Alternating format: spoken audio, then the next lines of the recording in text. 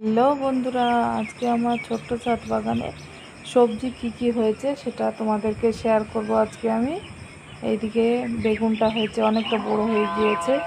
এদিকে ভিন্ডিগুলো অনেকটা বড় হয়েছে, কিন্তু এখনও ভিন্ডি ধরতে শুরু করনি। এখানে বোড়ার গাছ আর কিছু কুমড়োর গাছ আছে। কিন্তু আমি আজ 3 থেকে 4 দিন পর যখন